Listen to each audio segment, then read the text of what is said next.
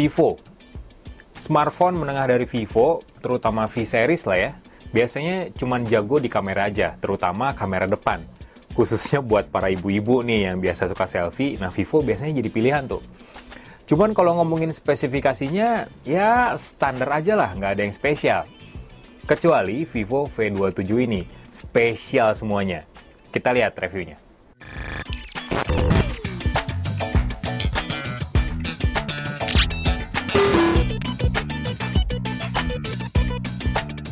Vivo tuh bener-bener ngerubah konsep desain di V series ya. Di V27 ini, desain dari V25 kayak seri sebelumnya lah ya, itu bener-bener nggak dibawa sama sekali di Vivo V27.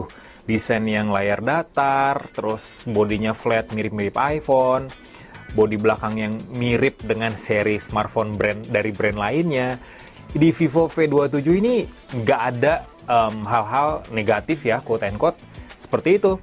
Vivo V27 sekarang tampil dengan desain yang lebih fresh, lebih premium, lebih mewah. Malah menurut gue kemewahan buat sebuah smartphone harga 5,9 juta. Layar yang melengkung lah ya, salah satu bukti kalau smartphone ini tuh benar-benar punya desain yang baru. Layar yang melengkung biasanya identik dengan smartphone flagship yang harganya belasan juta rupiah, yang mungkin cuma sebagian kecil aja yang bisa beli smartphone flagship tersebut. Tapi sekarang smartphone kelas menengah yang harganya 5-6 jutaan udah mengusung desain yang bezel-less dan layar yang melengkung tepiannya. Jadi kelihatan lebih mahal aja. Apalagi Vivo V27 ini bukan bagian depannya aja yang melengkung. Bodi belakangnya, tepiannya pun dibikin melengkung. Sehingga bagian frame-nya ini yang kelihatan mewah ini kayak punya kesan yang tipis. Dan emang secara form factor, secara dimensi, smartphone ini emang lebih panjang daripada Vivo V25, tapi lebih enak buat digenggam dan lebih ergonomis buat dipakai. Entah itu dipakai dengan dua tangan ataupun satu tangan, ini masih enak banget buat dipakai. Dan secara dimensi emang Vivo V27 sendiri lebih tipis 0,4 mm dibandingin sama Vivo V25. Jadi ya meskipun lebih panjang, ya smartphone ini pada prakteknya, secara real life-nya emang lebih enak aja, lebih ergonomis buat dipakai. Nah, upgrade desain di Vivo V27 itu nggak cuman bagian depan dan belakangnya aja secara pewarnaan gitu ya. Ya emang ada beberapa warna. Warna yang gua review sekarang ini adalah flowing gold. Jadi flowing gold ini menurut gua lebih ke warna Magiku Hibiniu, karena ketika kena paparan cahaya yang pas, ini tuh warnanya berubah-ubah, ada kelihatan kadang orange, pink, ungu, biru, hijau, silver, ya gimana mood HP ini aja gitu warnanya. Dan buat sebuah smartphone harga 5 jutaan, bodi kaca yang diterapin Vivo untuk smartphone ini mantep juga loh. Meskipun ya emang frame tipis di smartphone ini masih terbuat dari polikarbonat, bukan aluminium, tapi itu gue wajarkan karena ya buat neken harga juga. Nggak mungkin dong, harga 5 jutaan, bodi belakang udah kaca, bodinya, bingkainya udah pakai aluminium pula. Itu kayaknya nggak nyari untung Vivonya gitu ya. Dan secara pewarnaan juga, bodi kaca ini tuh emang dibikin teksturnya halus, matte, dan anti jejak sidik jari. Dan yang menarik, di bingkai kameranya nggak dibikin glossy.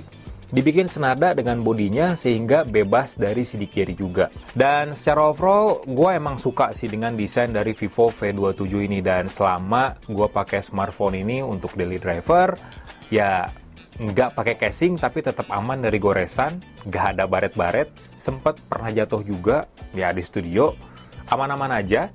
Tapi memang ada beberapa kekurangan dari Vivo V27 ini, meskipun secara build quality lumayan oke lah ya. Yang pertama, lapisan kaca di bagian depan ini masih belum jelas. Nggak tahu Gorilla Glass, nggak tahu juga Dragon Trail Glass, atau mungkin cuman sebatas lapisan tempered glass aja. Masih belum jelas, belum ada kejelasan dari Vivonya. Tapi ya ketika kalian beli smartphone ini memang udah ada lapisan pelindung plastik di layarnya. Yang kedua, nggak ada IP rating, seminimal mungkin rating anti percikan air nggak ada di Vivo V27 ini, jadi kalian harus lebih berhati-hati apalagi kalau yang hobinya suka ke tempat-tempat yang basah. Nah, ngomongin soal layar, Layarnya kan lebih panjang ya, emang secara panel tetap pakai panel AMOLED. Layarnya sendiri ukurannya 6,78 inci dan resolusinya Full HD+. Layarnya sendiri fiturnya lengkap. Pertama, aspek rasionya udah sinematik 20:9, terus juga udah mengantongi dukungan HDR10+, jadi kalian nonton YouTube di resolusi HDR ataupun Netflix bisa di smartphone ini. Refresh rate-nya pun udah 120 Hz, jadi scrolling nyaman, main game yang ngedukung juga enak banget, buka aplikasi yang ngedukung juga sat-sat, nggak bakal nge-lag sama sekali di Vivo V27 5G. Dengan intensitas cahaya yang tinggi juga, tingkatan nitsnya, jadi pakai smartphone ini di luar ruangan, apalagi intensitas mataharinya yang lagi trik-triknya nih, kayak sekarang, tetap aman, tetap kelihatan dengan maksimal. Seperti yang gue bilang tadi, V-Series sekarang dapur pacunya udah asik nih, udah GG lah ya kalau ibarat gamers mah ya, nggak kayak seri sebelumnya ataupun seri V lainnya yang cuman jago di kamera aja, tapi dapur pacu menurut gue agak kurang ya. Di Vivo V27 5G ini, dia jadi smartphone pertama di Indonesia yang pakai prosesor MediaTek Dimensity 7200. Nah, prosesor ini tuh beneran kayak high-end-nya dari MediaTek karena dibikin dengan fabrikasi 4 nanometer TSMC, yang kita tahu lah kualitasnya kayak gimana, selain powerful juga efisien dayanya. Terus dipadukan sama sistem operasi Vantage OS basisnya Android 13, itu perpaduan yang pas banget karena dari pengujian yang gue lakukan di PC Mark misalnya, itu kinerjanya beneran stabil. Stabil dalam artian ketika proses atau simulasi yang berat gitu ya, yang harus dijalanin sama smartphone, sistem dan juga prosesor itu bakal memaksimalkan kinerjanya hampir sampai 100% biar simulasinya berjalan dengan lancar. Tapi kalau simulasinya yang ringan, ya performanya nggak dimaksimalin dan itu berdampak sekali pada efisiensi dayanya. Karena masih dari PC Mark sendiri, smartphone ini jadi salah satu HP yang awet banget baterainya. Baterainya nggak 5000 mAh, 4600 mAh aja, tapi bisa tahan sampai 17 jam 56 menit. Itu nggak ngotak sih hasilnya. Dan emang Vivo V27 ini jadi salah satu HP yang menurut gue lumayan pegel buat ngabisin baterainya. Screen on time-nya aja udah hampir seharian penuh gitu ya. Dan apalagi baterainya sendiri udah didukung sama teknologi fast charging 66 watt dan kalian udah dapat adapter fast chargingnya sendiri di dalam paket pembelian. Dari pengujian gue dari ngisi dari 5% sampai full charge itu cuman butuh waktu sekitar 60 menitan aja. Kurang malah dari sejam, jadi ya lumayan cepat dengan daya tahan yang nyaris seharian. Gimana dengan kinerja lainnya di aplikasi benchmark lain? Di AnTuTu Benchmark misalnya. Jadi Dimensity 7200 di smartphone ini yang dipaduin sama RAM 8GB. Terus juga storage 256GB dari unit yang gue review. Itu bisa mencatatkan skor sampai 635.000 poin. HP 5 jutaan, 5,9 jutaan tepatnya, dengan skor setinggi itu udah bagus banget untuk sebuah smartphone ya. Kalau dibandingin sama misalnya kayak Galaxy A54 dengan Exynos 1380, terus Oppo Reno 8T, atau bahkan iQOO Z7 5G yang pakai Snapdragon 782G, smartphone ini masih unggul jauh dibandingin sama kompetitor-kompetitor lainnya. Emang sih secara harga ya kurang lebih sama lah ya dengan para kompetitornya. Tapi ya Vivo V27 5G lebih unggul. Dibandingin sama Vivo V25 yang pakai MediaTek 900, Dimensity 900, itu jauh banget. Perbedaannya kayak langit dan bumi lah. Jauh banget. Kinerjanya, perbedaannya berasa banget peningkatan dari performa smartphone ini. Nah, kalau di 3D Mark kelihatan banget nih smartphone ini stabilisasi kinerjanya kayak gimana, karena dari pengujian gue di Wildlife Extreme Test yang menjalankan tes non-stop sampai 20 menit yang kadang malah bikin HP itu overheat, smartphone ini punya stabilitas sampai 99,4% dengan skor yang tertinggi itu 4205 poin dan FPS titik tertingginya itu sampai 31 FPS untuk sebuah Wildlife Extreme Test. Itu hasil yang bagus banget buat smartphone selfie kayak gini. Keren banget. Sekarang ngomongin kamera yang memang jadi fitur utama dari Vivo V27. Nah, upgrade lagi nih di kameranya karena Vivo V27 ini punya kamera utama 50 megapiksel tapi sensornya premium Sony IMX766 yang biasanya dipakai oleh smartphone flagship lah ya sekarang. Dan didukung juga sama OIS, Optical Image Stabilization, terus juga didukung sama dua kamera gimmick lainnya. 8 megapiksel ultrawide dan juga kamera makro 2 megapiksel. Kita kesampingkan dulu dua kamera itu ya, kita bahas ke kamera utamanya dulu. Jadi kamera utama ini memang secara resolusi bukan lebih rendah ya, tapi kayak kalau secara angka memang lebih kecil daripada Vivo V25 yang pakai sensor 64 megapiksel. Tapi Sony IMX766 ini punya kemampuan mengambil gambar dengan detail dan warna yang bagus banget.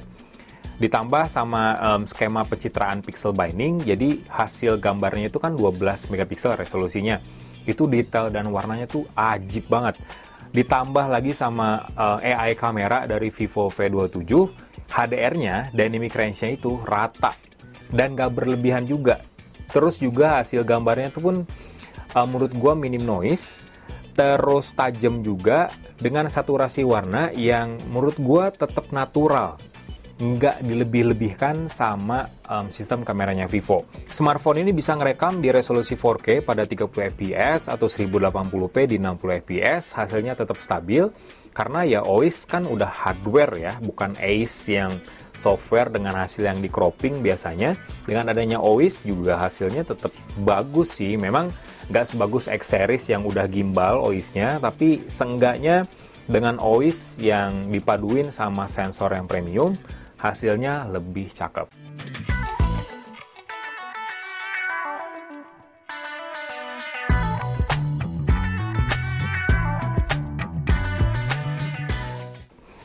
Terus ke kamera depan 50 megapiksel juga. Kamera 50 megapiksel untuk selfie itu kayak lebay gitu ya kelihatannya. Tapi nggak juga. Pas gue nyobain pakai, karena kebetulan gue itu orang yang jarang selfie, gue cobain selfie pakai smartphone ini. Kayak agak ketagihan sebenarnya. Apa ya? Gue beberapa kali review smartphone-nya Vivo, hasil kamera selfie-nya tuh kadang suka lebay gitu, memperhalus wajahnya, terus ngasih rona pink di muka gitu kan, kayak apaan sih nih? Kayak lebay banget gitu efeknya. Tapi di Vivo V27 efek-efek yang lebay itu kayak diturunin levelnya oleh Vivo sehingga menghasilkan foto selfie yang lebih natural. Detail juga dapat. Warna dari muka kita tetap pas warnanya, nggak natural, nggak dilebih-lebihin gitu ya, nggak dikurang-kurangin. Dan objek ataupun detail yang biasa ada di laki-laki kayak kumis tipis, jenggot, terus kantung mata itu masih kelihatan, malah kayak ibaratnya kayak sedikit ditonjolkan biar nggak terlalu halus aja gitu mukanya gitu pas kita selfie pakai smartphone ini. Dan objek di bagian belakangnya pun, latar belakang kita ketika kita selfie tetap ditangkap dengan sangat baik, warnanya tetap bagus, tetap tajam detailnya, dan rentang dinamisnya pun tetap nggak terlalu berlebihan. Dan yang terpenting minim noise, wajar karena sensornya pakai sensor 50 megapiksel.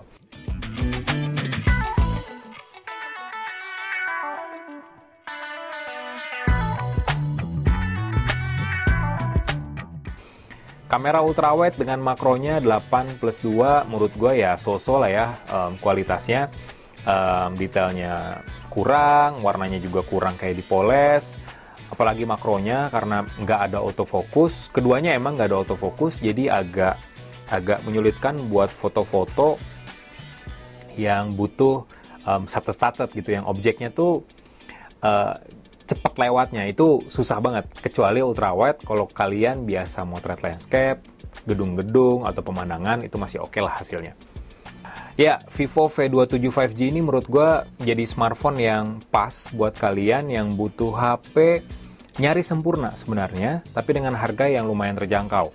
5,9 jutaan buat smartphone sekeren ini worth it banget sih. Vivo nggak lagi mungkin ya, semoga aja lah Vivo V series kedepannya bakal lebih baik dari ini lagi. Vivo V series ini sekarang dengan adanya V27 jauh lebih menarik, dan merek-merek lain harusnya lebih waspada ke smartphone satu ini karena secara build quality bagus, desainnya cakep, dapur pacunya bagus banget, puas banget gue pakainya buat gaming sehari-hari, oke banget. Daya tahan baterainya pun impresif banget, kualitas kameranya bagus juga. Memang ada beberapa catatan penting kekurangan dari smartphone ini yang tadi gue sebutin, kayak minusnya lapisan perlindungan di bagian kaca karena belum jelas pakai apa. Terus juga nggak ada IP rating juga. Dan kemudian dua kamera ultrawide dan makro yang berasa banget gimmicknya, kayak udahlah satu kamera aja gitu di belakang, biar nggak gede-gede banget ini ukuran bingkai kameranya gitu ya. Karena kualitasnya kayak jauh banget gitu perbedaannya. Terus satu lagi, smartphone ini speakernya masih mono, belum speaker stereo. Jadi buat kalian yang senang main games jedak-jeduk tanpa pakai headset, kayaknya kurang nendang kalau pakai smartphone ini, kecuali pakai TWS ataupun pakai headset dengan colokan USB Type-C. Well, itu aja review lengkap impresi gua tentang Vivo V27 5G ini. Ya, seenggaknya video ini bisa jadi masukan buat kalian memutuskan apakah jadi beli ini ataupun skip ke seri lainnya. Gue Faisal, subscribe terus channel Yuzontech, like videonya, kasih komen juga, dan share video ini. Bye!